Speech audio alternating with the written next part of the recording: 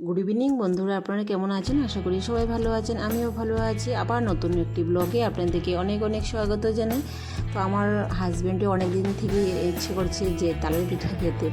তো আমি বলছি ঠিক আছে নিয়ে এসো, আমি তালের পিঠে বানিয়ে দেবো। তো ও তো সবসময় ঘরে থাকে না, বাইরে থাকে কাজের সূত্রে। তো আমার চাল চালনিটা দেখে না বাজে কমেন্ট করবেন না, একদম ফাঁকা ফাঁকা। আর ও চালনিটা বেশি দরকারও পড়ে না। আর সবসময় তাল বাজার থেকে নিয়ে আসলে কালো রঙে দেখে আনতে হয়। আর লাল রঙের যেগুলো তাল থাকে ওগুলো না তিতো টাইপের লাগে, বেশি ভালো থাকে না। তো আমাদের ঘরে সবসময় নারকেল থাকে, কিন্তু এবার নারকেলটা নাই। তো ওটার মধ্যে আমি সুজি, চিনি আর আটা আমি অ্যাড করেছি। আর আমি সবসময় আশীর্বাদ আটাটাই আমার সবচেয়ে ভালো লাগে। আমি আশীর্বাদ আটাটা আমি এখানে অ্যাড করেছি। ওরা খুব পাতলা হয়ে গিয়েছিলো, তারপরে আমি অল্প অ্যাড করেছিলাম।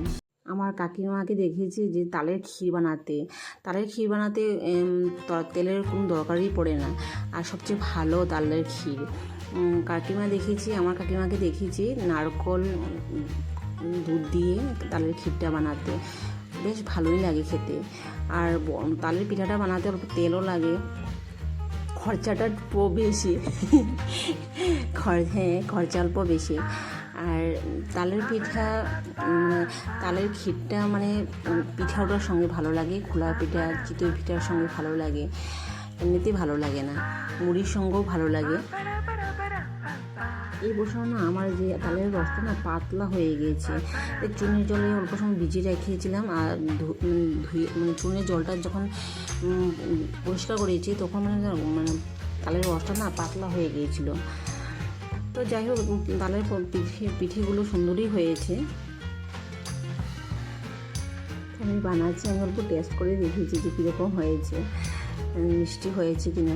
আমি যখন পৌষ সংক্রান্তির সময় পিঠে বানাই না, তখন মানে কি আমাদের ঘরে যে আমার শ্বশুরমশাই, আমার হাজব্যান্ড তাদেরকে যখনই বানায় তখন একটা একটা করে নিয়ে খেয়ে দেখে যে কীরকম হয়েছে।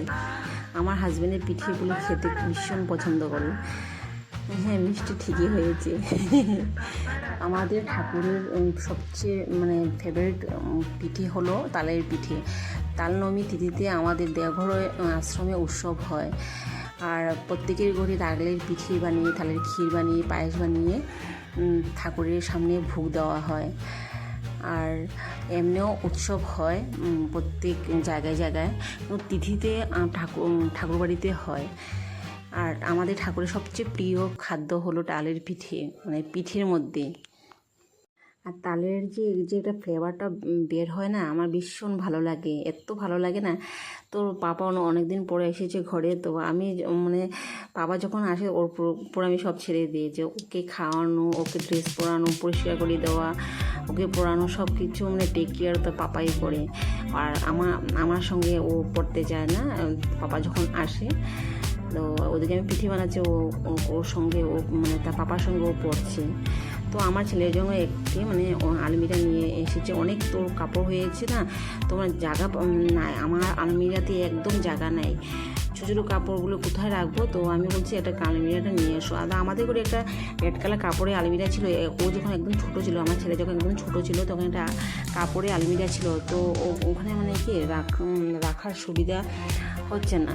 তো আমি বলছি একটা আলমিরা নিয়ে এসো। ওটা কিন্তু প্লাস্টিকেরই আলমিরা। দেখুন, এটা লক আছে, এটা বটনটা টিপ দিলে প্রেস করলে ওটা লকটা খুলে যায়।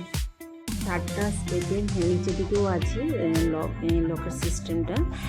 তো ওটা আবার চাবিও আছে। তো আমার ভীষণ পছন্দ হয়েছে স্পাইডার নেটের মতন ডিজাইনটা, কফি কালারের মধ্যে। তো আমার ভীষণ পছন্দ হয়েছে। আর ওই নীলকমল কোম্পানির এই আলমিরার